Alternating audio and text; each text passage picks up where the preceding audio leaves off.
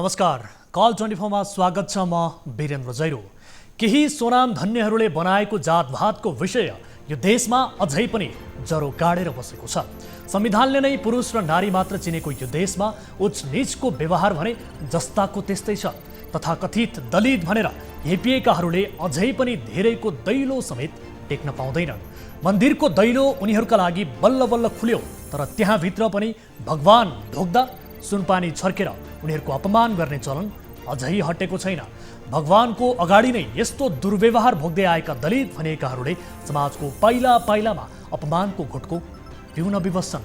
यस्तै पीडाको पोखरी नै खनियो महोत्तरीका एक शिक्षक अर्थात् गुरुमाथि। महोत्तरीको बर्दिवास 3 गौरी डाँडा स्थित जनता माध्यमिक विद्यालयका पूर्व प्रधानाध्यापक एवं हालका शिक्षक नेत्रबहादुर रम्तेलमाथि विद्यालयमा नै आक्रमण भयो, कुटपिट गरियो, मात्र दलित भएको नाममा। यसरी शिक्षक जस्तो गुरुलाई ज्ञानको पुञ्ज बाँड्ने मानिस नै दलित भएको नाममा विद्यालयभित्रै कुटिन्छन् र अपमान भोग्न विवश हुन्छन् भने अन्य दलित भनिएकाहरूको हाल के होला? यो देशमा जरो गाडेर बसेको यो विषयको अबको जरो नै उखेलेर फ्याँक्नुपर्ने अवस्था आएको छ।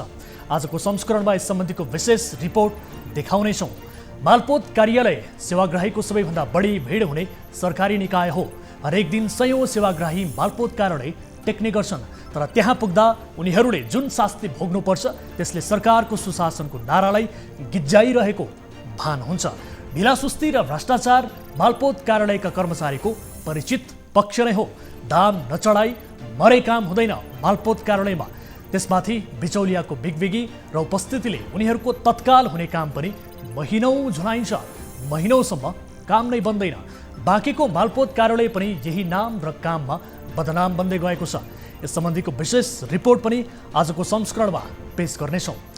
रूपन्देही जिल्लामा जथाभावी खुलेका मासु पसलले उपभोक्ताको स्वास्थ्यमाथि खेलवाड मात्र गरेको छैन, सयौं मासु पसल करको दायरामा समेत आउन सकेका छैनन्। अनुगमनको अभाव र नियामक निकायको कमजोरीका कारण लापरवाही रूपमा खुलेका मासु पसल बिना रोकटोक सञ्चालन हुँदै आएका छन्।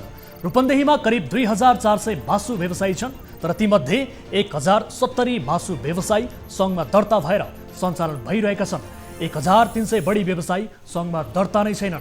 कुल व्यवसायी मध्ये 70% मात्र करको दायरामा छन् भने खुला रूपमा फुटपाथमा मासु बिक्री गर्ने 200 बढी व्यवसायी छन्। यही चित्रले पनि छर्लङ्ग पार्छ कि रूपन्देहीमा मासु पसल कसरी सञ्चालन भइरहेका छन् भन्ने। के यत्तिकै छाड्ने हो या त्यहाँका मासु पसललाई व्यवस्थित गरी करको दायरामा ल्याउने हो? समय अभावका कारण हिजोको संस्करणमा देखाउन नसकिएको यो रिपोर्ट पनि आजको संस्करणमा पेश गर्नेछौँ।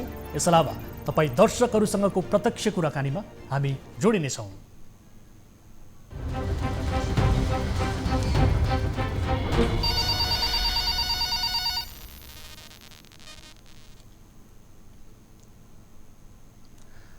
दर्शकहरू, कार्यक्रम कल 24 को नयाँ श्रृङ्खलामा उपस्थित भइसकेका छौँ। न्युज 24 टेलिभिजनबाट लाइभ र नियमित रूपमा प्रस्तुत हुने यस कार्यक्रममा हामी आम सर्वसाधारणका ससाना समस्यालाई पनि उजागर गर्छौँ, उहाँहरूलाई सहयोग गर्ने कोसिस गर्छौँ र कुनै पनि समस्यालाई समाधान गर्ने मध्यस्थकर्ताको भूमिका निर्वाह गर्छौँ र सम्बन्धित निकाय समक्ष तपाईँका समस्याहरू पुर्याउनका लागि हामी पहल कदमी गर्दै आएका छौँ।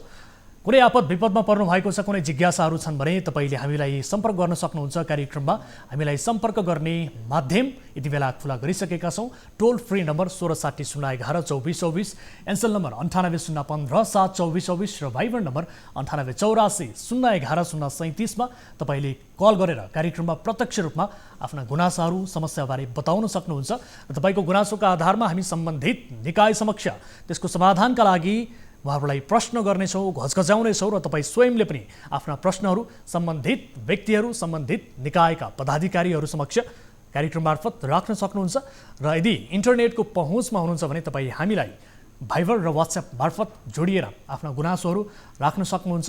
र सँगसँगै वैदेशिक रोजगारीको सिलसिलामा विदेशी भूमिमा हुनुहुन्छ अथवा नेपालभित्रै पनि विदेश जाने सपना बुनिरहनु भएको छ, कहीँ कतै बिचौलियाहरूबाट, ठगहरूबाट ठगिनु भएको छ भने हामीलाई सम्पर्क गर्नुहोला। तपाईँलाई मद्दत गर्ने कोसिस गर्नेछौँ र वैदेशिक रोजगारीका सवालमा पनि हामी केही जानकारीहरू यहाँहरूलाई दिने कोसिस गर्नेछौँ र सम्बन्धित दूतावास र सम्बन्धित मेन पावर समक्ष तपाईँका गुनासोहरू, समस्याहरू पुर्याउने मध्यस्थकर्ताको भूमिका निर्वाह गर्नेछौँ भन्दै आजको पहिलो दर्शक हामीसँग यति बेला आफ्नो गुनासो सहित भाइबर मार्फत जोडिनु भएको छ। नमस्कार, को बोल्दै हुनुहुन्छ, कहाँबाट? हजुर नमस्कार, कहाँबाट को बोल्दै हुनुहुन्छ? कमल विश्वकर्मा सर। यहाँको शुभ नाम के? मालदिप्सबाट कमल विश्वकर्मा। मालदिप्सबाट कमल विश्वकर्मा। कमलजी, के समस्यामा पर्नुभयो, के का लागि सम्झिनु भयो हामीलाई? सर म यो मालदिप्सको राजधानी मालेमा छु सर। म चाहिँ यो सेक्युरिटी गार्डको लागि आएको सर, कम्पनीमा काम गर्ने भनेर सर। हजुर। मैले काम गर्दै गर्दा अहिले 8 समथिङमा आएको 1 वर्ष हुन लाग्यो सर, पुग्न लाग्यो सर। हजुर। मेरो समस्या के हो भनेपछि सर, यहाँ चाहिँ धेरै चोरहरू लाग्दो रहेछ सर। अनि त्यसपछि हामीहरूले चाहिँ यहाँ सेक्युरिटी धेरै समात्यौँ। हजुर। अनि समातेर हामीले कम्पनीलाई बुझायौँ सर। अनि कम्पनीले बुझाएर पुलिसले बुझायो। अनि पुलिसबाट निस्केपछि मलाई चाहिँ यहाँ चाहिँ म ड्युटी जाने क्रममा मलाई कुटपिट भयो सर। अनि त्यसपछि कुनै कम्पनीमा खबर गरेको, पुलिस चौकीमा खबर गरेको कुनै रेस्पोन्स नै पाइएन सर। तपाईलाई कुटपिट गरियो, कसले कुटपिट गर्यो बताउन सक्नुहुन्छ? अब कसले गर्यो? जो चोर हामीले सेक्युरिटी हो हामी समात्यौँ, तिनीहरू सायद गरेको होला तिनी जस्तै लाग्छ। अब तपाईँले विशेष गरी तपाईँमाथि कुटपिट भयो भनेर भनिरहँदा त्यहाँको प्रशासन, त्यहाँका प्रहरी समक्ष तपाईँ पुग्नु भयो कि भएन त? म प्रहरी कहाँ पुगेँ सर, बिहानको 6 बजे म प्रहरी कहाँ पनि पुगेँ सर। प्रहरीले पनि हुन्छ हाम्रो इन्भेस्टिगेसन सुरु हुन्छ भन्यो। त्यसपछि कम्पनीमा गएर पनि कम्पनीले पनि कुनै रेस्पोन्सै दिएन सर। हजुर। अनि तपाईले त्यसपछि मेरो ज्यानको चाहिँ खतरा भयो। त्यसपछि सुरक्षा नभएपछि मैले ड्युटी स्टप गरिदिएँ सर। अनि म आज रुममा बसेको 26 दिन भयो सर, कुनै कम्पनीले रेस्पोन्सै दिएको छैन आजसम्म। अनि यहाँको मेरो कार्ड पनि एक्सपायर भइसक्यो सर। त्यो कार्ड पनि बनाइदिनु, जे गर्छस् गर भन्ने खालको कुरा गर्छ कम्पनीले सर। तपाईँले त्यहाँको काम पनि छोड्नु भयो र अहिले तपाईँ 26 दिन भयो त्यतिकै बसिरहनु भएको छ। अब तपाईँको चाहना चाहिँ के हो? पैसा पनि तपाईको चाहना के हो? फेरि त्यही गएर काम गर्ने हो अथवा तपाईको चाहना चाहिँ के हो? नेपाल फर्कने हो कि? मेरो चाहना म चाहिँ घर आउने हो सर, म नेपाल आउने हो सर। मेरो ज्यान खतरामा छ सर। नेपाल फर्कन चाहनुहुन्छ? अनि तपाईँले यस विषयलाई लिएर सम्बन्धित त्यहाँको दूतावास, त्यहाँ सँगसँगै तपाईँ जुन मेन पावरबाट जानुभएको हो, मेन पावरका व्यक्तिहरूलाई आफ्नो गुनासो, तपाईँको आफ्नो चाहनाबारे बताउनु भयो? काम मात्रै मेरो सर, अरू बाँकी मलाई मतलब छैन भन्ने कुरा गर्छ सर। अनि मैले चाहिँ अर्को कुरा के भनेको सर, यहाँ चाहिँ कम्पनीमा चाहिँ पैसाको हिनामिना भइरहेको थियो कम्पनीको स्टाफै। अनि त्यसपछि चाहिँ मैले चाहिँ पत्ता लाग्यो, कम्पनीमा पनि खबर गरिदिएँ। अनि कम्पनीमा खबर गर्दाखेरि कम्पनीले चाहिँ उनीहरूले निकालिदियो। अनि निकालेपछि तिनीहरूबाट कुटपिट भए, म यहाँ चोरहरूबाट कुटपिट भए। मैले लगभग 7-8 जना चोरहरू समातेँ म 1 वर्षको अन्तरालमा। हजुर। अनि त्यसपछि कताबाट कुटपिट भयो त्यो मलाई कुनै थाहा भएन, कम्पनीले कुनै रेस्पोन्स पनि दिएन सर। अब कमलजी, तपाईँ कति वर्षका लागि जानुभएको थियो? तपाईँको कन्ट्र्याक्ट कति वर्षका लागि थियो? कुन मेन पावरबाट तपाईँलाई त्यहाँसम्म पठाइएको थियो? मेन पावरको नाम चाहिँ के हो? सुन्दै हुनुहुन्छ? कुन मेन पावर मार्फत तपाईँ जानुभएको थियो? Florida main power.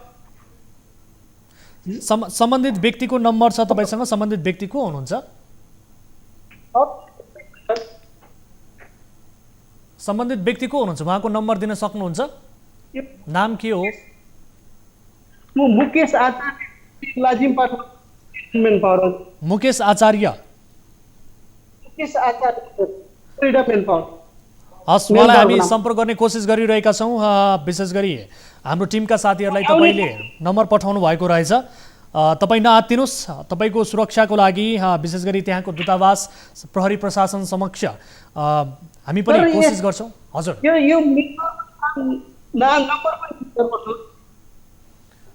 हस्, ठिक छ, हामी उहाँलाई टेलिफोन सम्पर्क गर्ने कोसिस गरिरहेका छौँ। जो मुकेश आचार्यजी हुनुहुन्छ उहाँसँग हामी सम्पर्क गर्ने कोसिस गरिरहेका छौँ। यति बेला हामीसँग जोडिसक्नु भएको छ। एकैछिन होल्डमा रहनु होला कमलजी। एकैछिन होल्डमा रहनु होला। हामीले सम्पर्कमा ल्याएका छौँ मुकेश आचार्यजीलाई। उहाँ हाम्रो टेलिफोन सम्पर्कमा आउनु भएको छ। मुकेशजी, स्वागत छ यहाँलाई कार्यक्रममा। धन्यवाद। मुकेशजी, अब कता हुनुहुन्छ तपाईँ यति बेला? विशेष गरी तपाईँको मेन पावरसँग सम्बन्धित जो मेन पावरसँग सम्बन्धित रहेर जो व्यक्तिहरू विदेश गएका थिए ती व्यक्तिहरू अहिले पीडामा परिरहेका छन्, असुरक्षित महसुस गरिरहेका छन् सर। के हो सर यस्तो? तपाईँलाई यस्तो कम्प्लेन आएको छैन? मालदिभ्समा कमल विश्वकर्माजी तपाईँको मेन पावर मार्फत जानुभएको रहेछ। उहाँ अहिले उहाँको ज्यान समेत खतरामा परेको छ भन्दै हामीलाई सम्पर्क गरिरहनु भएको छ। उहाँको कम्प्लेन तपाईँ समक्ष पुगेको छ कि छैन? होइन, कम्प्लेन पुगेको छ, उता कम्पनीलाई पनि खबर भइसकेको छ होइन। हजुर, मेन कुरा के हो भने उहाँहरूले कुरा नबुझेर हो, यो भिजा एक्सपायर भएको रहेछ, त्यो भिजालाई रिन्यू गरेपछि मात्रै अनि प्लेन मतलब फिर्ता हुन मिल्दो रहेछ कि त्यहाँको नियम अनुसार। हजुर, अब ऊ काम नगरिकन बसेको छ होइन, काम छोडिसक्यो हो। कम्पनीले चाहिँ के भनेको छ भने तपाईँको यो भिजा रिन्यू गरेपछि बल्ल टिकट काटेर पठाउन मिल्छ, भिजा रिन्यू नभइकन चाहिँ प्लेनमा चढ्न दिँदैन भनेर त्यो प्रोसेस अगाडि बढाएको छ सर। मुकेशजी, अब उहाँले बताएअनुसार उहाँ 1 वर्ष जस्तो भयो विदेश गएको, मालदिभ्स गएको। तपाईँले कति वर्षका लागि पठाउनु भएको थियो? पठाएको 2 वर्षलाई। 2 वर्षका लागि। अनि एक्सपायर कसरी भयो सर? 1 वर्षभित्रै यो भिजा कसरी एक्सपायर भयो? यस्तो 1-1 वर्षको गर्छ के सर, 1-1 वर्षको गर्छ। हजुर, होइन 1-1 वर्ष गर्छ अनि उसको आइडी पनि क्यान्सल गर्नुपर्ने हुन्छ। त्यो फर्किने बेलामा त्यो प्रोसेसहरू अगाडि बढ्छ क्या सर। किन भन्दा अब मैले कामै नगरे मान्छेलाई त्यहाँ राखिराख भनेर त कम्पनीमा भन्ने कुरा भएन होइन सर। तपाईँलाई जानकारी छ कि छैन उहाँमाथि कुटपिट भएको अवस्था छ, उहाँले आफ्नो ज्यान असुरक्षित भएको भनेर महसुस गरिरहनु भएको छ। त्यसका लागि बारम्बार तपाईँहरूलाई उहाँले हारगुहार पनि गर्नुभयो तर तपाईँहरू रेस्पोन्स नै गर्नुहुन्न भन्ने कुरा छ। रेस्पोन्स गरेको छु सर, होइन मेरो कुरा सुनिदिनुहोस् न। रेस्पोन्स मैले एकदमै गरेको छु सर होइन। किन भन्दा रेस्पोन्स गरेरै अब कम्पनीले फर्दर प्रोसेस उसलाई फिर्ता गर्नको लागि जुन त्यो क्यान्सलेसनहरूको प्रोसेस छ त्यो प्रोसेस अगाडि बढाइसकेको छ। ऊ गएको सेक्युरिटी गार्डमा हो होइन। अनि सेक्युरिटी गार्डमा गइसकेपछि अब जस्तो उसको ड्युटी भित्रै पर्ने कुरा हो, कसैले चोरी गर्यो भने उसले सीसी क्यामेरा फुटेजमा हेरेर चोरलाई पक्रियो होइन सर, चोरलाई पक्रियो। किन भन्दा उसको ड्युटीकै पार्ट थियो नि त त्यो। अनि त्यसपछि त्यो चोरलाई जेल पठाएछन्। अनि पछि जेलबाट त्यो चोरहरू फर्केर आए, मलाई काम गर्न रिस्क भयो भनेर उसले कम्पनीमा भनेको रहेछ। सुन्दै हुनुहुन्छ नि सर? हजुर, सुनिरहेको छु, बताउनुहोस् न। सुन्नुहोस्, अनि कम्पनीले ठिकै छ नि त, तिमीलाई यो साइडमा डर भयो भने अर्को साइडमा हामी पठाउँछौँ काम गर्न भनेको होइन। म काम चाहिँ नगर्ने भनेर ऊ काम नगर्ने नै भनेर कोठामा बस्यापछि छ होइन। अब उसलाई अब कामै नगरेपछि त उहाँ बसेर समस्या भएन होइन। के अरे जसरी पनि अब समस्याको हल त भएन त्यहाँ बसेर ऊ सुत्ने बेडमा अर्को कामको कुरा होइन मुकेशजी, कामको कुरा होइन, उहाँको ज्यान नै जोखिममा। ज्यानभन्दा ठुलो काम हुन्छ सर कस्तो कुराहरू। त्यही भएर उहाँ 26 दिनदेखि रुममा बसिरहनु भएको छ। 26 दिनदेखि उहाँले काम गरिरहनु भएको छैन। आफ्नो ज्यानको असुरक्षित महसुस गर्दै एक विदेशी भूमिमा नेपाली युवाले यस किसिमको पीडा तपाईँलाई पोखिरहँदा, यस किसिमको बिलौना गरिरहँदा तपाईँको मनमा अलिकति पनि छुँदैन सर? होइन, छुवा छ किन्नु नि म यस्तो हो कि सर। अनि के गर्दै हुनुहुन्छ? प्रोसेस के गर्दै हुनुहुन्छ? तपाईँले के गरिरहनु भएको छ? कतिको दबाब दिइरहनु भएको छ उहाँलाई नेपाल फर्काउनको लागि? बताउनुहोस् त। होइन दबाब मेरो तर्फबाट मैले दबाब आफू सक्दो दिएको छु सर। हजुर, होइन के कुरा चाहिँ पुगेन त अब? होइन त्यही त अब त्यो प्रोसेस केही दिन लाग्दो रहेछ कि प्रोसेसमा। कति दिन लाग्छ? कति दिन लाग्दो रहेछ? कुरा चाहिँ के हो भन्दाखेरि केही दिनसम्म चाहिँ कम्पनीले काममा आऊ भनेर भनिरहेको रहेछ। केही दिन चाहिँ त्यसरी गयो होइन। अनि त्यसपछि जब काम गर्न अब म काम कुनै पनि हालतमा गर्दिनँ भनिसकेपछि कम्पनीले ल ठिक छ भनेर प्रोसेस अगाडि बढाएछ। मेरो हिजो मात्रै पनि कुरा भएको त्यहाँ होइन। अनि कति दिन लाग्छ त टेन्टेटिभली भन्दा उनीहरूले 1 देखि 2 हप्ता लाग्छ भनेर हिजो भनेको छ। कहिलेसम्म भन्नुभयो? 1 देखि 2 हप्तासम्म शुक्रबार त्यहाँ बिदा छ होइन। हजुर, अनि अब भोलि मेरो कन्ट्याक्ट हुन्छ, म फेरि भोलि कहाँ पुग्यो प्रोसेस फेरि सोध्न सक्छु। 1 देखि 2 हप्ता त्यो प्रोसेसलाई लाग्छ भनेर कम्पनीले भनेको छ। हस्, तपाईँहरूले यस विषयलाई गम्भीरताका साथ दिनुहोला सर। आफ्नो मेन पावर कम्पनीबाट पठाएका व्यक्तिहरू यसरी अलपत्र परिरहँदा, यसरी असुरक्षित महसुस गरिरहँदा तपाईँले आफ्नो जिम्मेवारी पुरा गर्नुहोला सर। तपाईँले आफ्नो जिम्मेवारी मेन पावर कम्पनी मार्फत एकदम त्यो त एकदम त्यो किन भन्दा तपाईँले फर्काउनका लागि पहल गर्नुपर्छ है सर, तपाईँहरूको जिम्मेवारी हो। होइन गरेछु सर, गरेछु मैले। ल ठिक छ, के गर्नु भएको छ? एकपटक पीडित स्वयं हामीसँग जोडिनु भएको छ यति बेला। कमलजी सुन्दै हुनुहुन्छ? कमलजी सुन्दै हुनुहुन्छ हामीलाई? हजुर हजुर सर, सुनिरहेछु सर। बताउनुहोस् त, यति बेला हामीले मुकेश आचार्यजीलाई टेलिफोन सम्पर्कमा ल्याएका छौँ। तपाईँको आफ्नो हजुर हामीले बेचिरहेको 2 वर्षसम्म कम्पनीले चाहिँ हामीले चाहिँ हामीले चाहिँ 2 वर्ष किनेको भनेर कम्पनीले भन्छ। 2 वर्षमा हामी फर्किन पनि नपाउने सर, चान्स पनि नपाउने। डलरको लोभ देखाएर हामीले यहाँ चाहिँ काम गरिरहेको छ। हामीले चाहिँ यहाँ छुट्टी भनेर पठाएको छ सर फ्राइडे छुट्टी भनेर उहाँबाट एग्रिमेन्ट गराउँछ, यहाँ आएर हामीले छुट्टी पनि हुँदैन सर, हामीले काम गरेको गरी छ, 11 महिनाको समथिङ भयो सर, म आएको 1 दिनको छुट्टी नभएस भएन सर, काम पनि पैसा पनि दिँदैन कम्पनीले। मुकेशजी सुन्दै हुनुहुन्छ? होइन सुन्दैछु, सबै कस्तो कम्पनीमा तपाईँहरूले पठाउनु भयो त सर? तपाईँले भने अनुसारको केही पनि छैन भन्नुहुन्छ, न तलब सेवा सुविधा छ न विधा छ। अहिले सुनिदिनुस् न, बताउनुस् न, सुनिदिनुस् न, बताउनुस् न।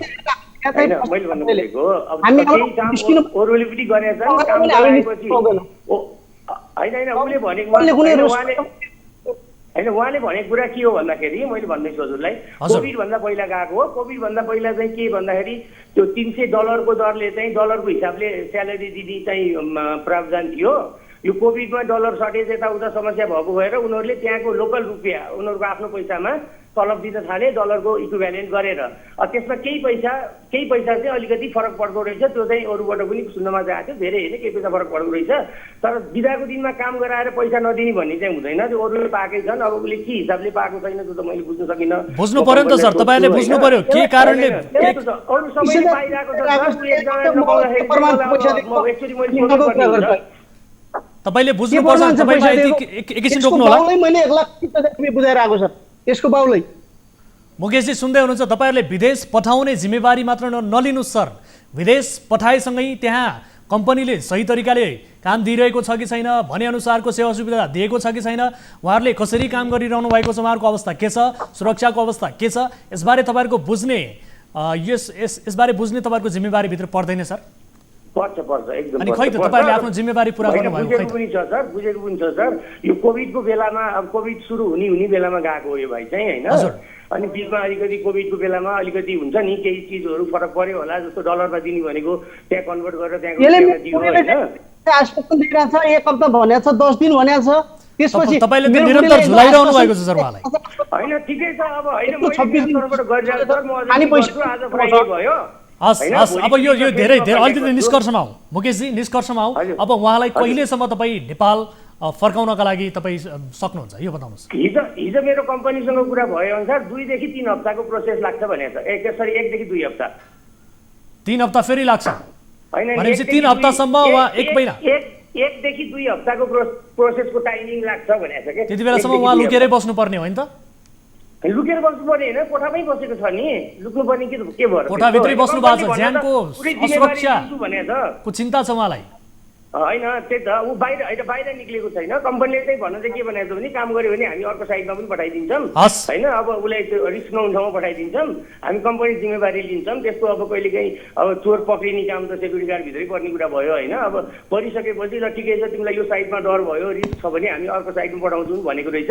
अब फाइनली म कामै नगर्ने, म फर्किने भनेपछि अब कम्पनीले पनि कुरा बुझ्यो, उसको चाहिँ फर्दर फर्किने प्रोसेस अगाडि बढाइसकेको छ। हिजोको कुरा अनुसार 1 देखि 2 हप्ताभित्रमा चाहिँ यसको ठिक छ। तपाईँसँगको यो कुराकानी हामीले खालि जस्ट एउटा औपचारिकताका लागि मात्रै गरेका छैनौँ। एक युवा जो पीडित विदेशी भूमिबाट आफ्नो पीडा बिलौना पोखिरहेका छन्, उनको समस्या समाधान हुनुपर्छ, ज्यानको सुरक्षाको ग्यारेन्टी लिनुपर्छ तपाईँहरूले, र उहाँलाई सुरक्षित नेपाल फर्काउनुपर्छ सर। हामी तपाईँलाई फेरि पनि सम्पर्क गर्नेछौँ तपाईँको मेन पावरसँग सम्बन्धित। एकदम त्यो सुरक्षाको लागि भनेरै काम नगर्ने नगर्नु, रुममै बस्नु भने हो के खास। हस् ठिक छ, भन्न त कम्पनीले अर्को साइडमा नि दिन्छु भने ठिक छ। 1-2 हप्ताभित्र तपाईँले जसरी हुन्छ यसलाई छिटोभन्दा छिटो प्रोसेस गरिदिनुहोस्, त्यस पछाडि उहाँले नेपाल फर्काउनका लागि पहल गरिदिनुहोस्, हामी यति नै चाहन्छौँ सर। हस्, समय र जानकारीका लागि धन्यवाद। कमलजी सुन्दै हुनुहुन्छ? हजुर सर, हजुर। हामीले कुराकानी गऱ्यौँ र उहाँले पनि कम्पनीमा प्रोसेस गरिसकेको बताउनु भएको छ। 1 देखि 2 हप्तासम्म यो प्रोसेस पुरा भइसके पछाडि तपाईँले आश्वासन मात्रै दिइरहेछ सर। ठिक छ, हामी फलो गर्छौँ उहाँसँग। यो औपचारिक कुराकानीका लागि मात्र होइन, हामी उहाँसँग कुराकानी गर्छौँ र सँगसँगै मेन पावरको अन्य व्यक्तिहरूसँग पनि हामी कुराकानी गर्नेछौँ र सम्बन्धित दूतावाससँग पनि हामी कुराकानी गर्नेछौँ। तपाईँ सुरक्षित रहनुहोला, केही पनि नमान्नु होला, आफ्नो आत्मबल बढाउनु होला र जसरी हुन्छ आफू सुरक्षित रहने प्रयत्न गर्नु होला। हामी तपाईँलाई पक्कै पनि मद्दत गर्नेछौँ सर। हस् सर, मलाई जसरी भए पनि झिकाइदिनु पर्यो सर। हस्, अहिलेका लागि सुरक्षित रहनु होला र समय र जानकारीका लागि धेरै धन्यवाद। दर्शक पनि यति बेला हामीसँग जोडिनु भएको थियो। विदेशी भूमिमा विशेष गरी एक कामका लागि भनेर अर्कै काममा त्यहाँ नेपालीहरूलाई लगाइन्छ र सँगसँगै भनेअनुसारको सेवा सुविधा पाउँदैनन् र आफू चाहेको बेला नेपाल समेत फर्कन नपाउने स्थिति यति बेला नेपालीहरूले भोग्दै आउनु परेको छ र विभिन्न समयमा त्यहाँ कम्पनीका व्यक्तिहरूबाटै कुटपिट गरिन्छ, विभिन्न किसिमका यातनाहरू दिइन्छ र आफ्नो ज्यानको असुरक्षित महसुस गर्नुपर्ने अवस्था सृजना आउँछ। हामी उहाँलाई पक्कै पनि मद्दत गर्ने कोसिस गर्नेछौँ र सम्बन्धित मेन पावरका व्यक्तिहरूलाई अझ बढी जिम्मेवार बन्नका लागि हामी अनुरोध पनि गर्न चाहन्छौँ कि विदेश पठाउने जिम्मेवारी मात्र होइन तपाईँहरूको, त्यहाँ गइसके पछाडि सम्बन्धित कम्पनीले सही तरिकाले काम लगाएको छ कि छैन अथवा सम्बन्धित कम्पनीले सेवा सुविधा भनेअनुसारको दिएको छ कि छैन, उहाँहरू काम गरिरहँदा कतिको सुरक्षित महसुस गरिरहनु भएको छ, यी यावत विषयमा तपाईँहरूले जिम्मेवारी र सोधपुछ निरन्तर रूपमा गरिरहनु पर्ने हुन्छ। यसतर्फ ध्यान दिनका लागि हामी सम्पूर्ण मेन पावर कम्पनीहरूलाई अनुरोध पनि गर्न चाहन्छौँ भन्दै आजको पहिलो विषयतर्फ यहाँहरूको ध्यान आकर्षण गराउन चाहन्छु। जातीय नाममा भेदभाव गर्नेहरूलाई 3 वर्षसम्म कैद र 30,000सम्म जरिवानाको व्यवस्था कानुनमा छ, तर दलित भएकै कारण वर्षौँदेखि भोग्दै आउनु परेको पीडा जिउका त्यौँ छ। आज यस्तै विभेदको कहाली लाग्दो कथा प्रस्तुत गर्दैछौँ। दलित भएकै कारण यो समाजमा एक शिक्षक नै कुटपिटको शिकार बनेका छन्। महोत्तरीको बर्दिवास 3 गौरीडाँडा स्थित जनता माध्यमिक विद्यालयका पूर्व प्रधानाध्यापक एवं हालका शिक्षक नेत्रबहादुर रम्तेल माथि विद्यालयमै आक्रमण गरिएको छ। स्थानीय मनिष अर्ग्यालले विद्यालयमै प्रवेश गरेर शिक्षक रम्तेललाई जातीय दुर्व्यवहार गर्दै उनीमाथि कुटपिट गरेका हुन्। विद्यालयमा एक शिक्षकमाथि जातीय दुर्व्यवहार गर्दै कुटपिट किन गरियो? विद्यालय जस्तो क्षेत्रमा यी मनिष अर्ग्याल भन्ने मानिसले गुण्डागर्दी गर्ने आँट कसरी गरे? यसबारे सत्य तथ्य बुझ्नेछौँ। सबैभन्दा पहिले महोत्तरीबाट टिभी जर्नलिस्ट ललन मण्डलले पठाएको यो रिपोर्ट हेर्नुहोस्।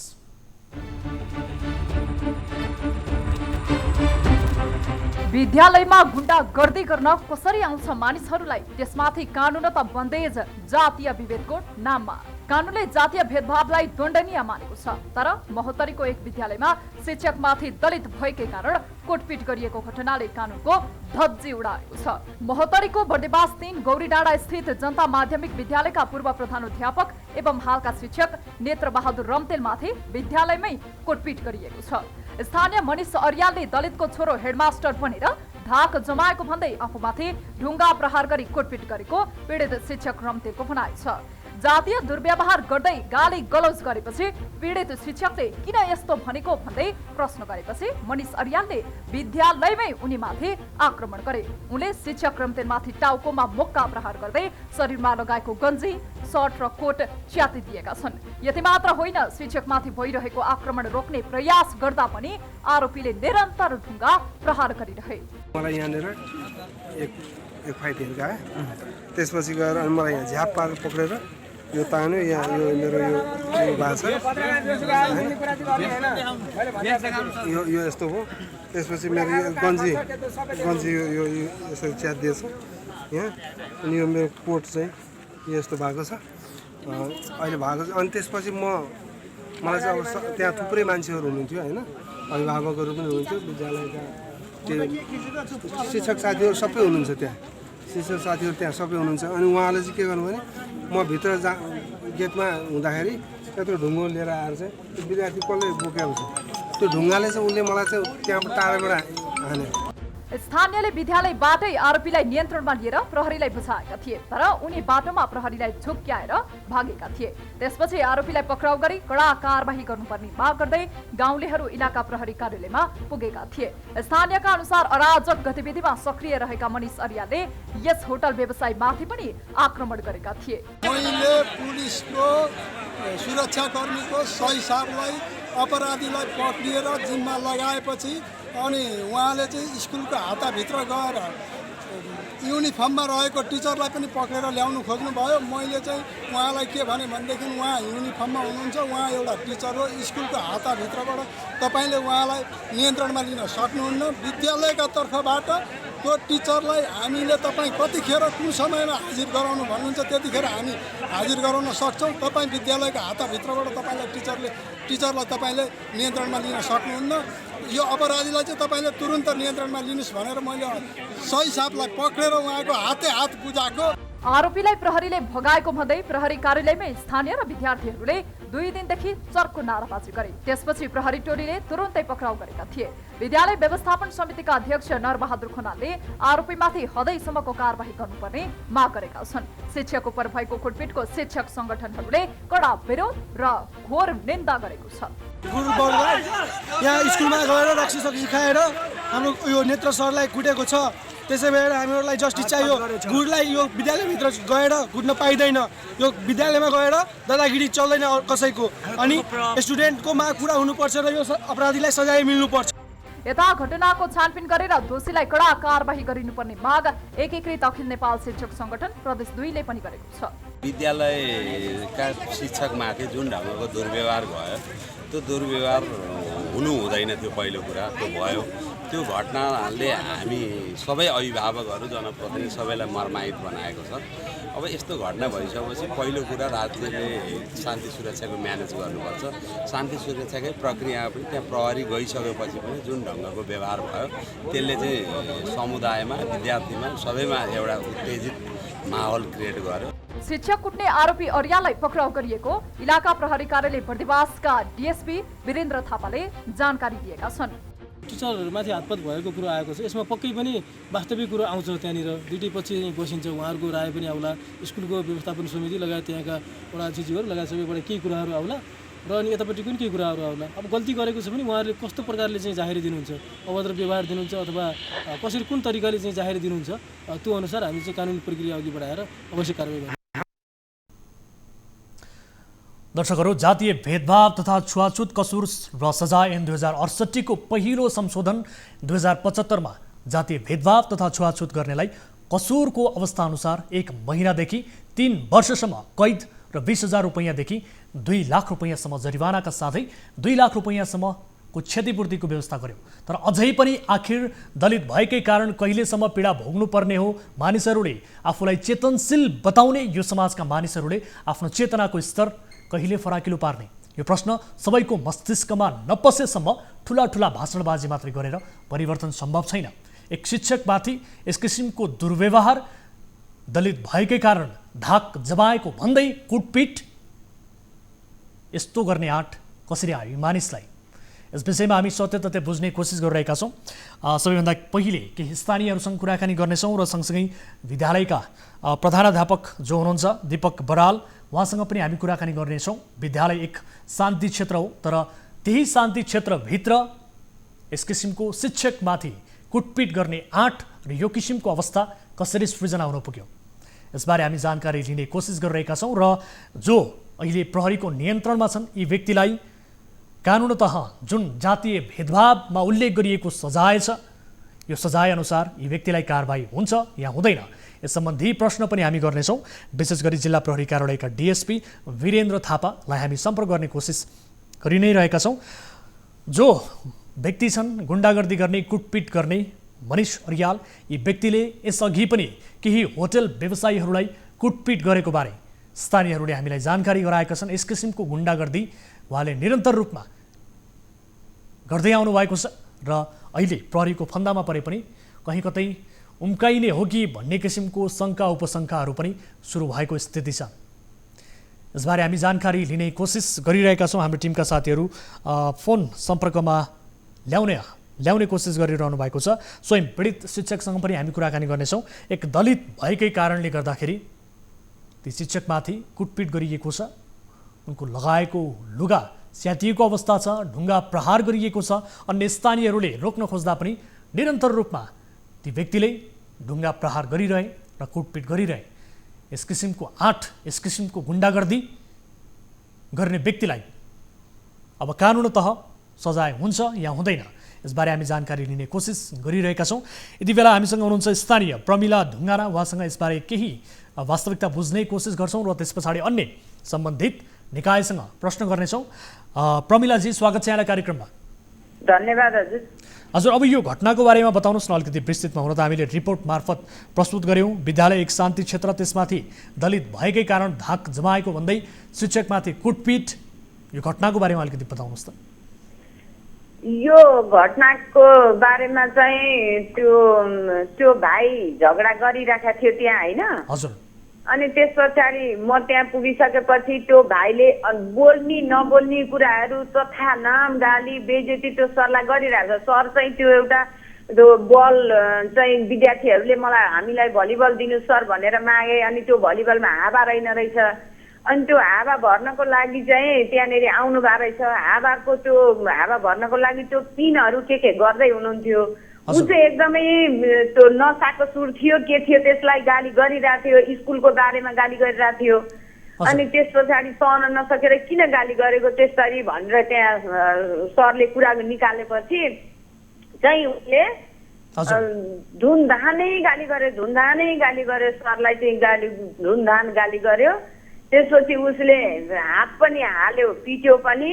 त्यसपछि यो त सार्की चाहिँ के अरे हेडमास्टर भएर त सन्केको, तँलाई म देखाउँछु 5 दिनमा यो स्कुल बन्द गरिदिन्छु भनेर यस्ता खालका गाली बेइज्जतीहरू चाहिँ असाध्यै गर्यो। हामीलाई असह्य भयो। हामीले नै त्यहाँनिर छुट्याउन नसकेर त्यो बदमास केटा त्यो छुट्याउन नसकेर पछि हामीले हार गुहार गरेर वरिपरिका मान्छेहरू सबै जम्मा भएपछि छुट्याएको हो क्या त्यहाँनिर। हजुर, ती व्यक्ति कसरी प्रवेश गरे विद्यालय परिसरमा यसबारे के जानकारी छ? प्रवेश गरेको ऊ चाहिँ बिहानदेखिकै त्यस्ता खालको मान्छेहरूसँग झगडा गर्दै हिँडिरहेको रहेछ। उसलाई चाहिँ अब त्यहाँ पसल थियो एउटा, त्यो पसलमा केही किन्ने न्युले चाहिँ आज यो स्कुलमा यस्तो गर्छु भन्ने उसको सुर थियो रे भनेर अरूबाट सुन्यो हामीले, त्यहाँ चाहिँ भएको त्यो होइन।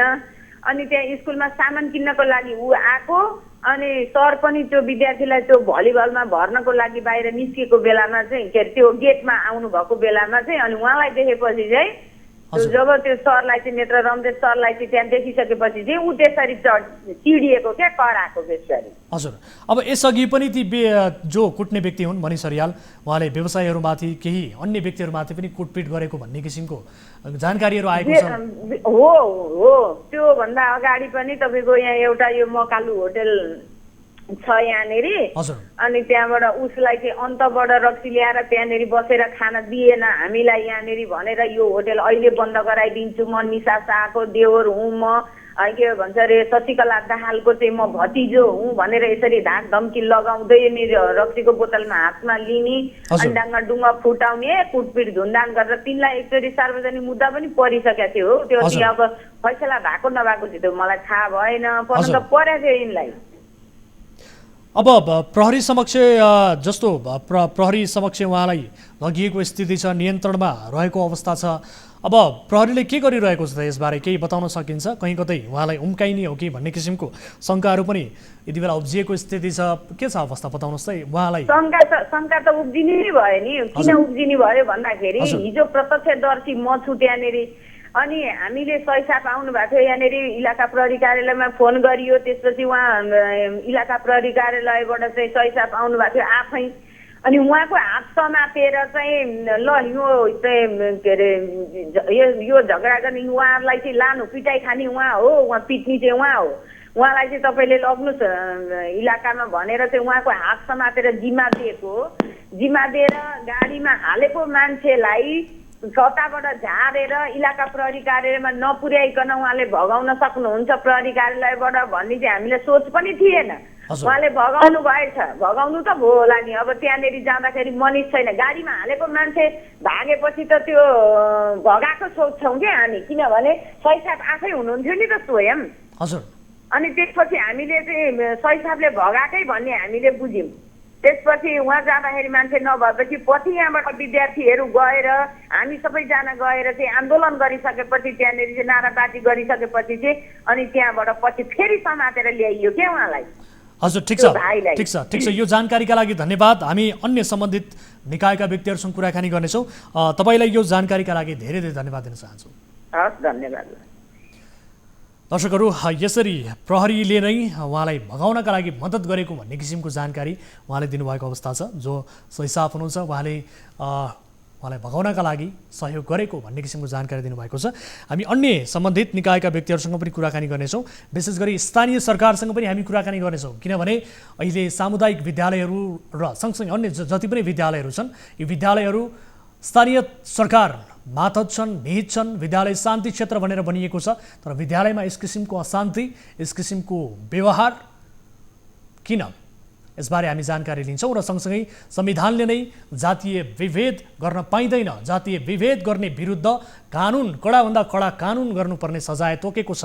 तर यो कानुनको कार्यान्वयन भने निकै फितलो छ भनेर यस अर्थ पनि भन्न सकिन्छ कि विद्यालय जस्तो पवित्र क्षेत्रमा एक शिक्षकमाथि दलित भएकै कारण कुटपिट गरिन्छ, जातीय दुर्व्यवहार गरिन्छ तथा गाली गलौज गरिन्छ, जसले कानुनको धज्जी उडाएको प्रश्न देखिन्छ। यसबारे हामी जानकारी लिनेछौँ। विशेष गरी संविधानमा जुन कानुन उल्लेख गरिएको छ जातीय विभेद सम्बन्धी दण्डनीय मानिएको छ, तर जातीय विभेद बेला बेला हुने गरेको घटना यसरी नै बाहिरिने गरेको छ। यति बेला हामीसँग जोडिनु भएको छ बर्दिवास नगरपालिका 72 का मेयर विदुर कुमार कार्की टेलिफोन सम्पर्कमा। मेयर साहब, स्वागत छ यहाँलाई कार्यक्रममा। धन्यवाद। हजुर, अब विद्यालयमा शिक्षकमाथि कुटपिट गरेको घटना, त्यसमाथि दलित भएकै कारण दुर्व्यवहार गरियो, कुटपिट गरियो, एक पूर्व प्रधानाध्यापक सो विद्यालयका र हालका शिक्षक जो हुनुहुन्छ उहाँमाथि कुटपिट गरिएको घटना छ। यो यसबारे तपाईँलाई जानकारी छ कि छैन सर? सबैभन्दा पहिले प्रारम्भिक रूपमा यो बताउनुहोस् त। मलाई जानकारी छ। हजुर, यो घटनामा मैले नगर प्रमुखको तर्फबाट लिनुपर्ने एक्सन सबै ढङ्गले लिएको छु। हजुर, पीडितलाई चाहिँ जुन ढङ्गको असामाजिक अमर्यादित र जुन ढङ्गको बिना कारण हमला गरियो, हजुर, त्यसको खिलाफमा हिजो नै त्यो मान्छेलाई समात्नला र थुनामा राख्न लगाइएको छ। हजुर, आज जाहेरी दर्ता भएको छ। अब थप अनुसन्धान गराउँदै उसलाई अभियोग लगाएर कडाभन्दा कडा कानुनी कारबाहीको दिशामा हामी दृढतापूर्वक अगाडिपट्टि बढिराखेका छौँ। हजुर, र उहाँ शिक्षक मात्रै होइन, उहाँ शिक्षा समितिको एउटा सदस्य पनि हो। हजुर, होइन? हजुर, मलाई जानकारी छ। त्यसो भएर यति काम हामीले अगाडिपट्टि बढाएका छौँ। अब विशेष गरी स्थानीयले के पनि बताएका छन् भने प्रहरी स्वयंले हिजो केही बेर नियन्त्रणमा लियो, त्यस पछाडि ती व्यक्तिलाई भगाउनका लागि मद्दत समेत गर्यो भन्ने किसिमको जानकारी यति बेला स्थानीयले प्रत्यक्ष रूपमा हामीलाई बताएको अवस्था पनि छ। अब यसलाई लिएर विशेष गरी तपाईँहरूले जाहेरी दर्ता छ भनेर भनिरहँदा कुटपिटमा मात्रै उहाँको जाहेरी हालिएको हो कि अथवा जातीय विभेदसँग पनि जोडिएको छ? के छ अवस्था? यसबारे जानकारी पाउन सकिन्छ? किनभने ती व्यक्ति उम्किने हुन् कि भन्ने किसिमको जातीय विभेदसँगै चाहिँ यो मुद्दा दर्ता हुन्छ। हजुर, जातीय विभेदकै कारणले उहाँमाथि त्यो हुन पुग्यो। हजुर, त्यसैलाई जोडेर चाहिँ त्योसँग अन्तर सम्बन्धित कानुनहरूको आधारमा उसलाई कारबाही अगाडिपट्टि बढाउनको निमित्त हामीले पहल गरेका छौँ। मेयर साहब, अब जस्तो अहिलेको यो समयमा पनि एउटा जातीय विभेदको घटना, जातीय विभेद दलित भएकै कारण एक शिक्षकलाई, एउटा रेपुटेटेड मान्छेलाई कुटपिट गरिएको घटना तपाईँको क्षेत्रबाट आयो, कस्तो महसुस गर्नुभएको छ? होइन, यो मैले यसलाई कसरी लिन्छु भने एक त यो सुन्दा पनि कर्णप्रिय छैन, अस्वाभाविक छ। यो आजको समाज जहाँ पुगेको छ, फेरि बर्दिवास नगरभित्रको कुरा छ यो, होइन? हजुर, तर को मान्छेका मनमा के बसेको हुन्छ भन्ने क्वेसन त यहाँबाट देखिएको छ छर्लङ्गै। हजुर, तर यसैलाई आधार बनाएर आम कुरा त भन्न मिलेन, होइन? सामाजिक रूपमा अब सोसाइटीमा एकाध मान्छे यस्ता पनि रहेछन्, हुँदैछन् भन्ने कुरा त देखियो। हजुर, है, मलाई कस्तो लाग्छ, मलाई एकदम यो सुन्न पनि अप्ठ्यारो लाग्ने घटना, होइन? त्यसो भएर नै मैले त्यो ढङ्गको एक्सन लिएको र यो दिशामा अगाडिपट्टि बढाइ पनि राखेको। समग्र क्षेत्रको अवस्था के छ सर? तपाईँको क्षेत्रको जातीय विभेदका विषयलाई लिएर कतिको न्यूनीकरण भएको पाउनु भएको छ? आम मानिसहरूको मानसिकतामा कतिको परिवर्तन भएको पाउनु भएको छ? तपाईँले यसबारे बताउनुहोस् त। होइन, एउटा घटना घटेर समग्रतालाई भुल्न मिल्दैन। यो एउटा अंश हो मेरो बुझाइमा, होइन?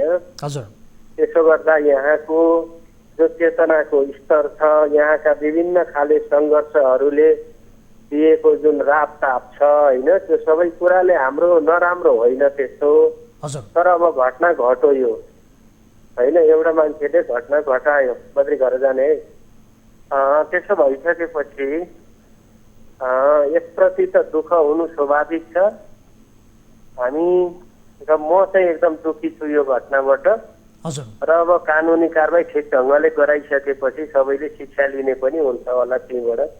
यो खालका चाहिँ घटनाहरू पुनरावृत्ति नहुन् भन्ने कुरा नै हो हाम्रो। मेयर साहब, अब व्यक्ति एउटा हुन् तर पटक पटक उहाँले यस किसिमको गतिविधि गर्दै आउनु भएको छ।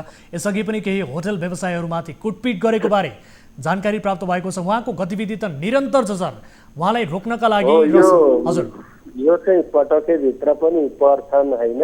हजुर, त्यसो हुँदाखेरि उनलाई अब त्यो सबै कुरालाई जोडेरै हिसाब हुन्छ होला नि त कानुनमा पनि। कानुनबाट उम्कन नपाउन् सर। जातीय भेदभाव यो संविधानमा त पनि विशेष गरी दण्डनीय मानिन्छ, यहाँहरू सबैलाई थाहा छ।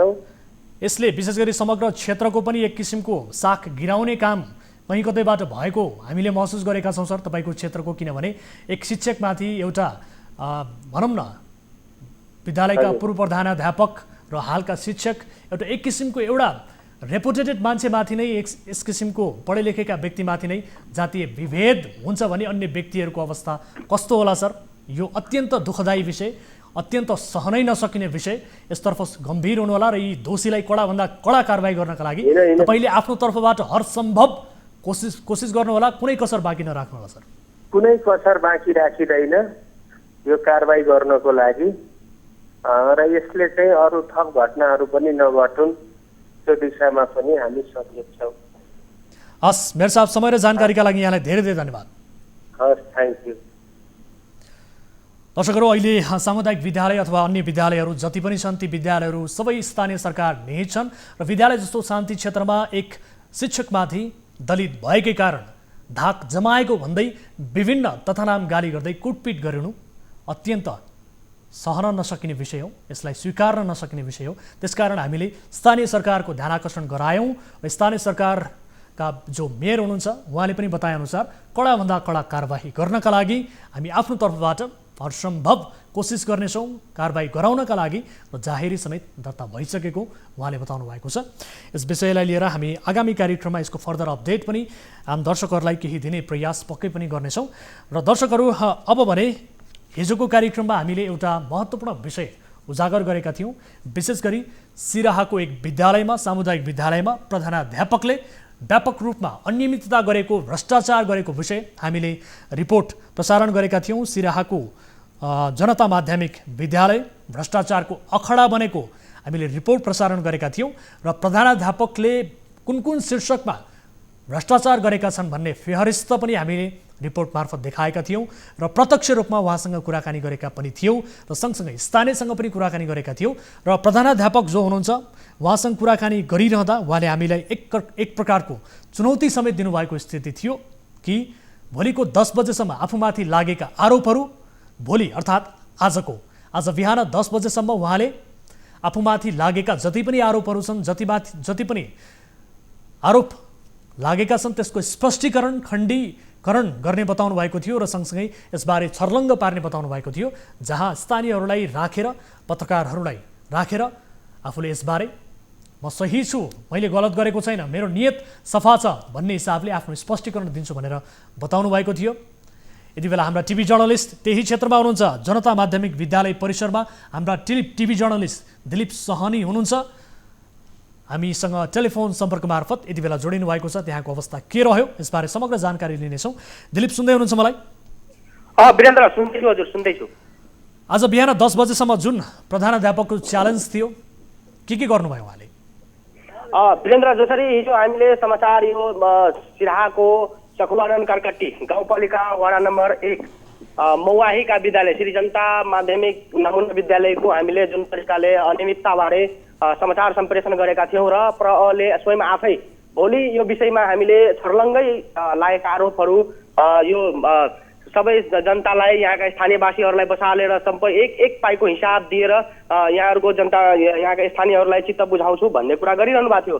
त्यही अनुरूप हामी अहिले ठ्याक्कै यही विद्यालयको प्राङ्गणमा अहिले आइपुगेका छौँ। हामी 10 बजे उहाँले भनिसके पनि हामी 10 बजे आएका थियौँ, तर उहाँले 12 बजे आएर यो यहाँका स्थानीयहरू बसिरहँदाखेरि त्यो ठाउँमा आएर उहाँहरूले खास गरिकन प्रले पारदर्शिता गर्न खोज्नु भएको थियो। जसरी हिसाब पारदर्शी गर्न लाग्दाखेरि चित्त बुझ्दो जवाफ स्थानीयहरूबाट नआएको हामीलाई स्थानीयहरूले भनेका छन्। भने के देखिएको छ भने यहाँनिर जसरी एकमुष्ट रूपमा यति रकम फलानु ठाउँबाट आयो र एकमुष्ट रूपमा यति रकमको हामीले यति डेउरा अथवा त्यसमा केही रकम थपेर भनेर खर्च गरेको भनेर सार्वजनिक दाबी गरिरहँदाखेरि स्थानीयहरूले होइन यसलाई हामीले विवरण अनुसारको चित्तबुझ्दो जवाब चाहिन्छ भन्ने माग्दाखेरि उहाँले यो बैठकबाट नै उठेर आफ्नो चेम्बरमा गइसकेको अवस्था छ वीरेन्द्र। त्यसरी हामीलाई यहाँका केही स्थानीय छ, यति बेला स्थानीयहरूले पनि हामीलाई थप उहाँहरू के छ, उहाँहरूले जुन खोजेका हिसाबहरू पारदर्शी भयो कि भएन, उहाँहरूको चित्त बुझ्दो कतिको जवाब आएको छ भन्ने विषयमा यहाँनिर हामीसँग एकजना स्थानीय हुनुहुन्छ, उहाँसँग हामी कुरा गर्ने छोटो कुराकानी गरौँ। के छ तपाईँहरूले जुन आज हिजो जुन विद्यालयको हिसाब पारदर्शिताका कुराहरू उठाइरहँदाखेरि के यहाँनिर आज बसेर तपाईँहरूले कतिको चित्त बुझ्दो जवाब पाउनु भएको छ त? यहाँ एकदमै चित्त बुझ्दो जवाब उहाँले दिन सक्नु भएन। उहाँले पुरै गोलमोटोल हिसाब, अब पैसा आएको छ बजेट यहाँ 75-76 आर्थिक वर्षमा 76-77 अनि यसले हिसाब अब त्यो बगियौता तपाईँको 2075-76 मैले यति पैसा स्कुलमाथि गरेको थियो, त्यसमा मैले काटिहालेँ। अब 7 लाख रुपियाँ तपाईँको रङमा तपाईँको ब्लकको बजेटमा मैले थप खर्च गरेको छु। विभिन्न गोलमटोल हिसाबहरू हामीले मतलब जनताले, यहाँको जनताले चित्त बुझेन यो हिसाब। यहाँ 5 करोडका हामीले शीर्षक वाइज हामीलाई चित्त बुझाइदिनु पर्यो कि शीर्षक वाइज जति 5.5 करोड रुपियाँ बजेट आएको छ त्यो अनुसार हामीले बुझ्न खोज्यौँ, तर यहाँले प्रहरले दिन सक्नु भएन। फेरि आज यहाँबाट हामीले जब शीर्षकको कुरा उठायौँ त यो शीर्षकमा यहाँको बजेट ब्लकको पैसाको बजेट भन्छ, वालमा लगायो, वालको बजेट के भन्छ पाठ्य पुस्तकमा लगे, पाठ्य पुस्तकको पैसा उता मतलब नाना थरीको बहाना गर्नु। भनेपछि उहाँले के गरिरहन खोज्नु भएको छ भने जुन शीर्षक अनुसारको खर्च जुन आएको छ, आम्दानी आएको छ, रकम आएको छ, निकासा भएको छ, त्यो पैसा त्यो सो शीर्षकमा मिल्दोजुल्दो शीर्षकमा खर्च नगरिकन अन्य शीर्षकहरूमा खर्च गरिराखेको अवस्था छ भने उहाँले के दाबी समेत गरिरहनु भएको छ भने एउटा भवनको 18 लाख आएको थियो तर 47 लाख रुपियाँ मैले खर्च गरेको हो।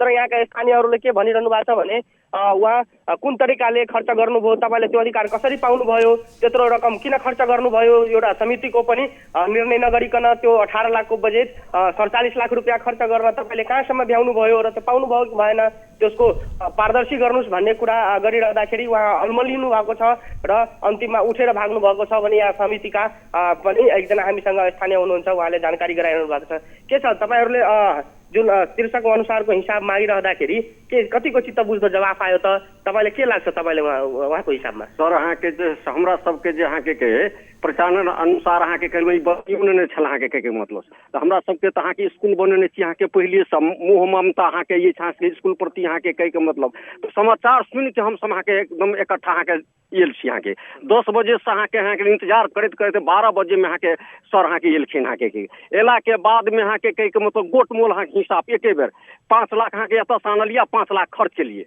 ये हमरा सबके अहाँके कोर्ट अहाँके चित्त बुझित अहाँके हिसाब अहाँके नहि अहाँके पारदर्शी अहाँके देन अहाँके हमरा सबके अहाँके जे कोन शीर्षक में कते रुपया आयल छै, कोन साल आयल छै, तै अनुसार अहाँके जे चित्त बुझितो हिसाब अहाँके हेबाक चाही अहाँके कहि के मतलब।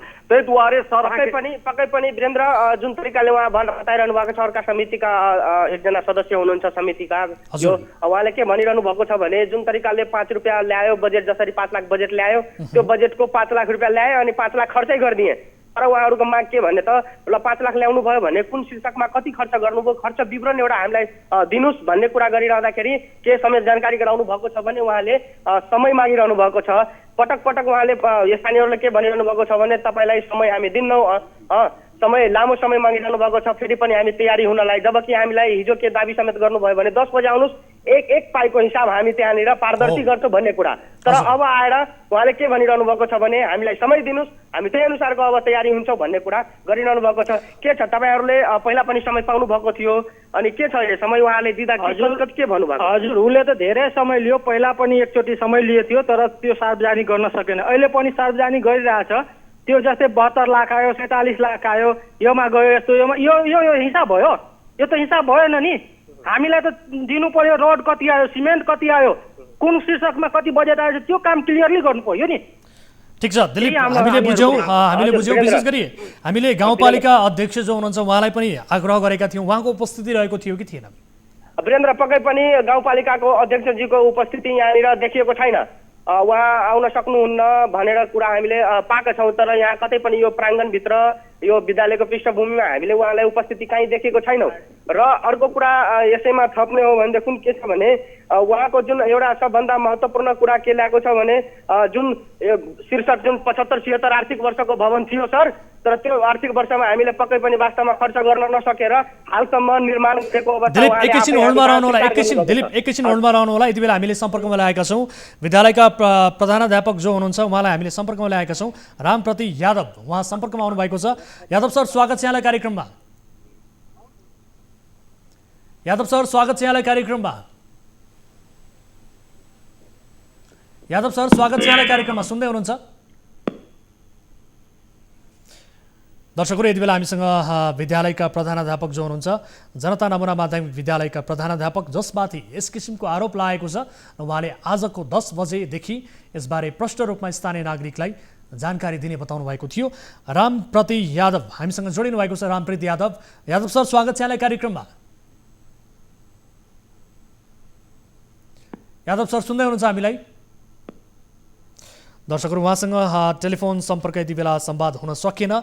विशेष गरी हामीले सम्पर्कमा ल्याएका थियौँ उहाँलाई र उहाँलाई प्रत्यक्ष रूपमा सोध्नेछौँ कि के गर्नुभयो आज र स्थानीयको यसप्रति चित्त बुझाइ किन भएन, यसबारे हामी जानकारी लिने कोसिस गरिरहेका छौँ। यति बेला धेरै स्थानीयहरूले उहाँले दिन खोज्नु भएको हिसाबलाई लिएर चित्त बुझाउनु भएको छैन।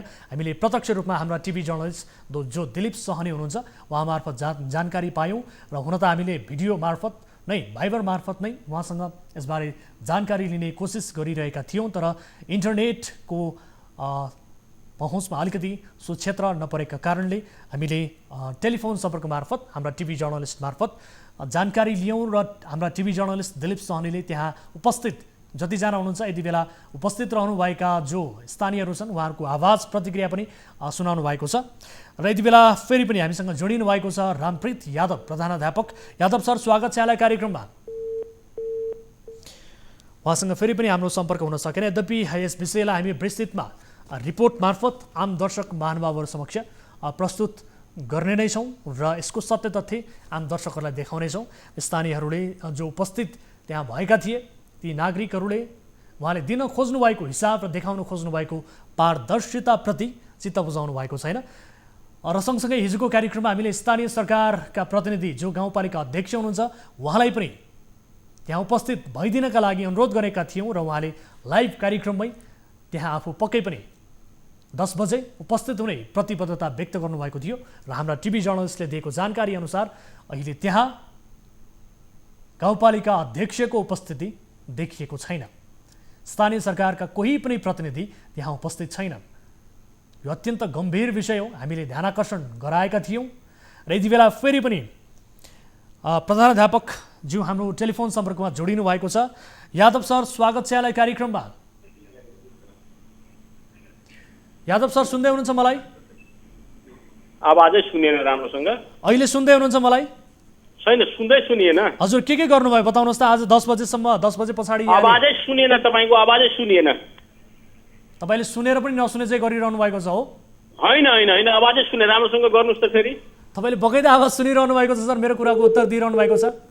दर्शकहरू यो अचम्म लाग्दो विषय, उहाँले मेरो आवाज प्रष्ट रूपमा सुनिरहनु भएको छ तर मेरो आवाजलाई सुन्दै पनि उहाँले यति बेला नसुने चाहिँ गर्नुभएको छ र फोन काट्नु भएको छ। यद्यपि यसलाई हामी रिपोर्ट मार्फत प्रस्तुत गर्नेछौँ। गाउँपालिका अध्यक्षलाई पनि हामीले टेलिफोन सम्पर्क गर्ने कोसिस गऱ्यौँ र उहाँले पनि हाम्रो टेलिफोन उठाउनु भएको छैन यति बेला, मलाई जानकारी प्राप्त भएअनुसार। यद्यपि हिजोको कार्यक्रममा हामीसँग प्रत्यक्ष रूपमा कुराकानी गरिरहँदा उहाँले आफू विद्यालयमा उपस्थित हुन्छु भनेर प्रतिबद्धता व्यक्त गर्नुभएको थियो तर उहाँको उपस्थिति यति बेला सो विद्यालयमा देखिएको छैन। यसबारे हामी जानकारी पक्कै पनि लिनेछौँ। विशेष गरी यति बेला जो हुनुहुन्छ गाउँपालिका अध्यक्ष केदारनाथ यादव, उहाँलाई टेलिफोन सम्पर्क गर्ने कोसिस गरिरहनु भएको छ हाम्रा टिमका साथीहरू। मलाई जानकारी प्राप्त भएअनुसार जो प्रधानाध्यापक जो हुनुहुन्छ उहाँलाई हामीले टेलिफोन सम्पर्कमा ल्याएर उहाँसँग कुराकानी गर्ने कोसिस गरिरहँदा उहाँले हाम्रो आवाज सुनेर भनेर भन्नुभयो, तर यो आवाज सुन्नुभयो अथवा सुन्नु भएन आम दर्शक महानुभावहरू यसको मूल्याङ्कन तपाईँ आफै गर्नुहोला। हामीलाई लाग्छ उहाँले हाम्रो आवाज प्रष्ट रूपमा सुनिरहनु भएको छ, हामीले बोलेको कुराको उत्तर उहाँले दिइरहनु भएको छ तर उहाँले नसुने चाहिँ गरेर आफ्नो फोन यति बेला काटिदिनु भएको स्थिति छ। यसबारे हामी फलोअप पक्कै पनि गर्नेछौँ भन्दै आजको अर्को विषयतर्फ यहाँहरूको ध्यानाकर्षण गराउनु पूर्व मलाई जानकारी प्राप्त भएअनुसार एकजना कोही सर्वसाधारण हामीसँग जोडिने कोसिसमा हुनुहुन्छ भन्ने किसिमको जानकारी प्राप्त गरेको छु र उहाँलाई टेलिफोन सम्पर्क गर्ने कोसिस भइरहेको बारे मलाई जानकारी प्राप्त भएको छ। गाउँपालिका अध्यक्ष जो हुनुहुन्छ उहाँलाई टेलिफोन सम्पर्क गर्ने कोसिस गरिरहेका छौँ। यसरी भ्रष्टाचार गरेको आरोपको फेहरिस्त हामीले रिपोर्ट मार्फत प्रस्तुत गरेका थियौँ। विशेष गरी विद्यालयको पूर्वाधार निर्माणदेखि शैक्षिक सामग्री खरिदमा 1,50,00,000 अनियमितता गरेको विषय को हिजोको कार्यक्रममा हामीले देखाएका थियौँ। र यति मात्र होइन, उहाँले विद्यार्थीहरूसँग उठाएको अहिलेसम्मको शुल्कहरूको बारेमा पनि पारदर्शिता नदेखाएको भनेर यति बेला विद्यालय व्यवस्थापन समितिका व्यक्तिहरू, सदस्यहरू र सँगसँगै अभिभावकहरू पनि आन्दोलित बनेको स्थिति छ। र अख्तियार दुरुपयोग अनुसन्धान आयोगको कार्यालय बर्दिवास स्थितको कार्यालयमा उजुरी समेत दिएको स्थिति छ। उहाँमाथि यस किसिमका यति धेरै आरोपहरू लागिरहँदा विशेष गरी उहाँले पारदर्शिताका लागि आज 10 बजे बिहान सबै कुराको स्पष्टीकरण पारदर्शिता देखाउने बताउनु भएको थियो र हामीले पनि भनेका थियौँ हाम्रा टिभी जर्नलिस्ट दिलीप सहनीलाई त्यहाँ प्रत्यक्ष रूपमा पठाउनेछौँ र अन्य स्थानीयहरूको सामुन्यमा तपाईँले उहाँलाई पारदर्शिता देखाउनका लागि तपाईँले सक्नुहुन्छ भनेर भन्दाखेरि उहाँले चुनौती नै दिनुभएको छ। पक्कै पनि सक्छु र 10 बजे सबै कुराको स्पष्टीकरण, सबै कुराको पारदर्शिता छर्लङ्ग पार्नेछु र आफूमाथि लागेका आरोपहरूको खण्डन गर्नेछु भनेर उहाँले भन्नुभएको थियो। तर अहिले भर्खरै उहाँसँग हामी प्रत्यक्ष रूपमा कुराकानी गर्न खोजिरहेका थियौँ। उहाँले हाम्रो आवाज नसुने चाहिँ गर्नुभयो र यद्यपि टिभी जर्नलिस्ट दिलीप सहनीसँग जानकारी लिँदा त्यहाँ कोही पनि स्थानीयले प्रधानाध्यापकले दिएको स्पष्टीकरण पारदर्शिता चित्त बुझाएको बारे जानकारी दिनुभएको छ, नबुझाएको बारे जानकारी दिनुभएको छ। यति बेला प्रधानाध्यापकज्यूलाई फेरि पनि टेलिफोन सम्पर्कमा ल्याउने कोसिस गरिरहँदा उहाँ हाम्रो सम्पर्कमा आउनुभएको छ। यादव सर, स्वागत छ यहाँलाई कार्यक्रममा। उहाँले पुनः हाम्रो टेलिफोन काटिदिनु भएको छ। यति बेला कोही दर्शक हामीसँग जोडिनु भएको छ भाइबर मार्फत। नमस्कार, को बोल्दै हुनुहुन्छ, कहाँबाट? हजुर नमस्कार, कहाँबाट को बोल्दै हुनुहुन्छ?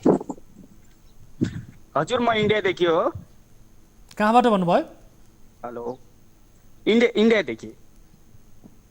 यहाँको समस्या के थियो? यहाँको शुभ नाम बताउनुहोस् न। मेरो नाम यादव गिरी हो सर। अस्ति मैले हजुरलाई यसमा न्यू 24 कलमा फोन गरिरहेको थिएँ। हजुर, समस्या भन्नुहोस् न, के समस्याका लागि, के समस्या? समस्या मेरो एकजना एजेन्टले पैसा लिनुभएको थियो, उहाँले दिनुभएको छैन। त्यही भएर तपाईँले उहाँलाई सम्पर्कमा ल्याउन सक्नुहुन्थ्यो भनेर फोन गरिरहेको थिएँ। केका लागि रकम बुझाउनु भएको थियो? तपाईँले कति रकम बुझाउनु भएको थियो? हजुर, कति पैसा बुझाउनु भएको थियो?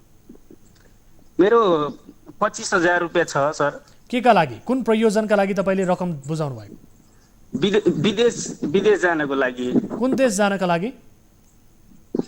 हजुर, मैले त्यहाँ धनबहादुर बस्नेतलाई मैले बुझाएको। धनबहादुर बस्नेतलाई तपाईँले? मैले 15 दिन पहिला पनि हजुरसँग सम्पर्क गरिरहेको थिएँ अनि हजुरहरूले फलोअप गर्छु भन्नुभएको थियो। मैले त्यो ठिक छ, हामीले सम्पर्क गर्ने कोसिस गरिरहेका थियौँ र यति बेला हाम्रो टिमका साथीहरू फेरि पनि उहाँलाई टेलिफोन सम्पर्क गर्ने कोसिस गरिरहनु भएको छ। उहाँले यसअघि पनि हाम्रो टेलिफोन उठाउनु भएको थिएन भन्ने जानकारी प्राप्त भएको छ। हामीले बुझ्ने कोसिस र तपाईँको समस्यालाई सम्बोधन गर्ने कोसिस त गरेका थियौँ, तर उहाँले हाम्रो फोन उठाउनु भएको छैन अहिलेसम्म। अहिले पनि टिमका साथीहरू फोन गर्ने कोसिस गरिरहनु भएको छ, तर उहाँले फोन उठाइरहनु भएको छैन। यद्यपि हामी निरन्तर रूपमा उहाँलाई, जो धनबहादुर बस्नेतजी हुनुहुन्छ, उहाँलाई विषयलाई लिएर कुराकानी गर्नेछौँ। र यति बेला हाम्रो टेलिफोनमा हुनुहुन्छ धनबहादुर बस्नेतजी, आइसक्नु भएको छ। धनबहादुरजी, स्वागत छ यहाँलाई कार्यक्रममा। हजुर हजुर, नमस्कार हजुर। धनबहादुरजी, कता हुनुहुन्छ यति बेला तपाईँ? म त घरमै छु सर। घरतिरै हुनुहुन्छ? घरमै छु। अब विदेश पठाइदिन्छु भन्दै धेरै व्यक्तिहरूको तपाईँले रकम खाएर घरमा बसिरहनु भएको छ, आनन्द ल्याइन त? होइन सर, त्यस्तो केही होइन त। त्यस्तो केही होइन? होइन, म त गोरुले हानेर हातमा दिएर 1 वर्ष म त घरमै बसिरहेको छु त अभावमा भएर। यति बेला यादव गिरी हाम्रो टेलिफोन सम्पर्कमा जोडिनु भएको छ, उहाँसँग कुराकानी गर्छौँ एकैछिन। यादवजी, सुन्दै हुनुहुन्छ? हजुर, सुनिरहेको छु। हामीले धनबहादुर बस्नेतजीलाई सम्पर्कमा ल्याएका छौँ, विस्तृतमा बताउनुहोस् त। हजुर, उहाँले मेरो पैसा लिनुभएको अहिले 14-15 महिना भयो। हजुर। अनि मेरो पासपोर्ट नागरिकता सबै उहाँले लिनुभएको छ। हजुर। अनि मैले उहाँलाई पैसा माग्दाखेरि उहाँले चाहिँ पैसा म दिन्न, अनि पैसा अनि तिमीहरू आफै गरेर ल्याऊ, मसँग छैन पैसा, अनि मैले तिम्रो कामको लागि दिए मसँग माग्छौ भनेर धेरैचोटि उ गर्नुहुन्छ, जवाब अलि त्यस्तै दिनुहुन्छ। अनि पैसा पासपोर्ट नागरिकताको केही थाहा छैन अहिलेसम्म।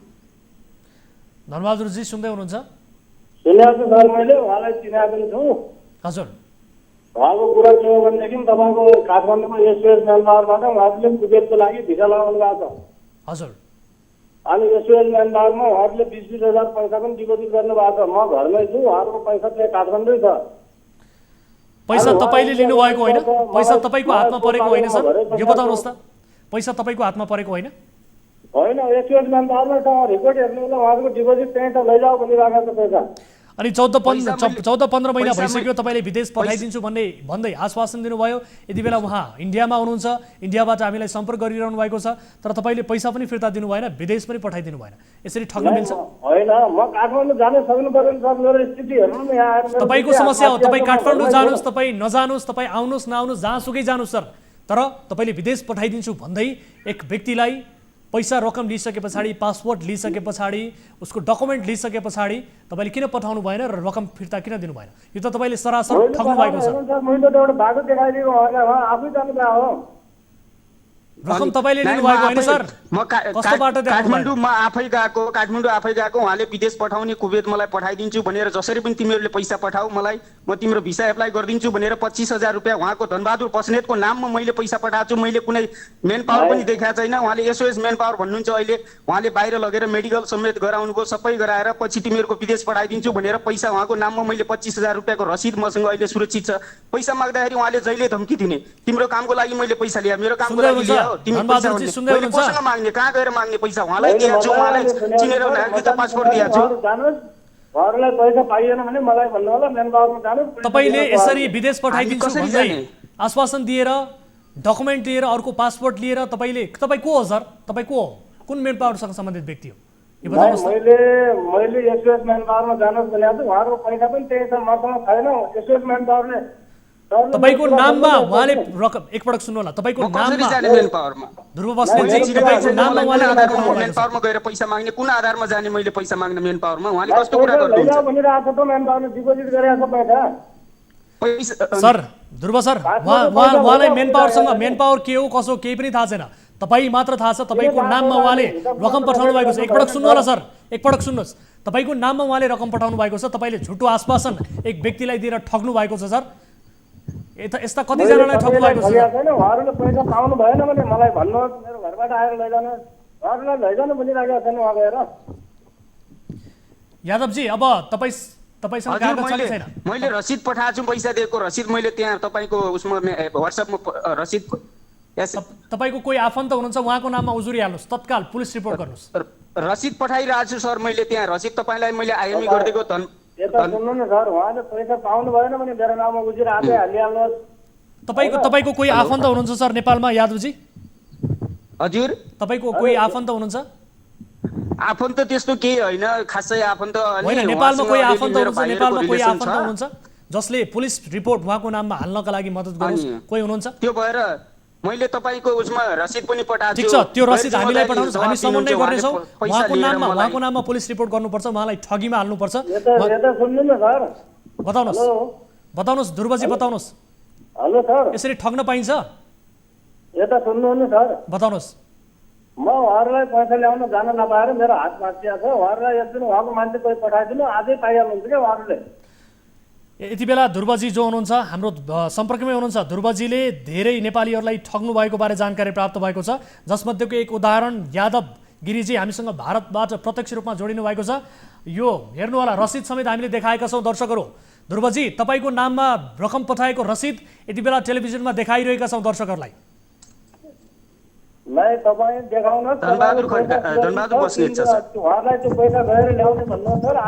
कहिले दिनुहुन्छ?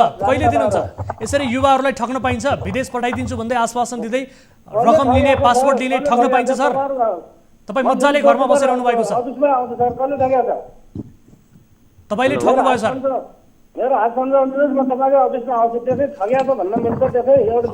अब उहाँको रकम कहिले फिर्ता दिनुहुन्छ? तपाईँले विदेश पनि पठाउनु भएको छैन, 14-15 महिना भइसक्यो। बताउनुहोस् त। उहाँलाई अफिसमा पठाउनु न, आजै पाइन्छ सर। आजै पाइन्छ? आजै उहाँलाई अफिसमा पठाउनु, उहाँको सम्बन्धित मान्छेसम्म पठाउनु, आजै पाइन्छ। उहाँले मेन पावर पनि चिन्नु भएको छैन, उहाँले तपाईँलाई चिन्नु भएको छ। म कसरी काठमाडौँ जाने? उहाँको नाममा मैले पैसा पठाएको छु, कुन आधारमा गएर पैसा ल्याउने मैले? उहाँले दिनुपर्ने हो नि त त्यो कर्तव्य। मेरो पासपोर्ट, नागरिकता, पैसा उहाँले मलाई जसरी लिनुभएको थियो त्यसरी फर्काउनु पर्ने हो। उहाँलाई केही पनि थाहा छैन?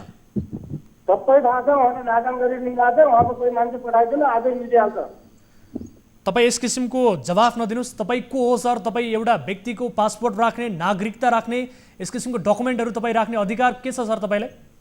केही छैन मलाई। उहाँ मेरो भिनाजु हुनुहुन्छ। अनि किन राख्नुभयो? किन राख्नुभयो? उहाँले दिनुभएको हो, मैले गरिदिएको हो। उहाँ अहिले इन्डिया हुनुहुन्छ, मेरो हात बाँचिया छ, म घरमै छु होइन। अब उहाँको रकम फिर्ता गर्नका लागि तपाईँले त्यो कम्पनीसँग समन्वय गरेर रकम उहाँलाई फिर्ता गर्नुहुन्छ कि गर्नुहुन्न? यो हुन्छ सर। तपाईँ गर्नुहुन्छ? हुन्छ, उहाँको पैसा पनि फिर्ता आउँछ, तर मेरो अलिकति हातमा चोट लागेको कारणले। कहिले गर्नुहुन्छ यो बताउनुहोस्? कहिले गर्नुहुन्छ? समय दिनुहोस्, मिति दिनुहोस्। तुरुन्तै पाइन्छ। अब आइतबार सोमबारसम्म उहाँ नगए पनि उहाँको फर्काइदिने कुराकानी भएको छ। आइतबार सोमबारसम्म भन्नुभयो नि त? हजुर। हस्, तपाईँलाई सम्पर्क गर्नेछौँ। होइन भने तपाईँ विरुद्ध उजुरी पर्नेछ सर। ठगीमा तपाईँलाई पुलिस रिपोर्ट गर्नुपर्ने हुन्छ। सचेत रहनु होला, आफ्नो इज्जतको पनि अलिकति ख्याल गर्नु होला सर है। हस्, समय र जानकारीका लागि धन्यवाद। र हामी यादवजी, हामी तपाईँको पक्षमा छौँ, तपाईँलाई मद्दत गर्ने कोसिस गर्नेछौँ र तपाईँसँग भएका अन्य विस्तृत जो डकुमेन्टहरू छन् हामीलाई पठाउनु होला। र कोही व्यक्तिहरू हुनुहुन्छ भने तपाईँको नेपालमा, उहाँहरूलाई पनि हामीलाई समन्वय गर्नका लागि भन्नुहोस्। यदि उहाँले रकम दिनु भएन भने उहाँको विरुद्धमा प्रहरीमा उजुरी गर्नुपर्ने हुन्छ र यसरी ठगी धन्दा चलाउनेहरूलाई कानुनी कठघरामा उभ्याउनु पर्ने हुन्छ। अहिलेका लागि तपाईँसँग छुट्टिन्छु सर। दर्शकहरू, यति बेला हामीसँग भारतबाट जोडिनु भएको थियो यादव गिरी।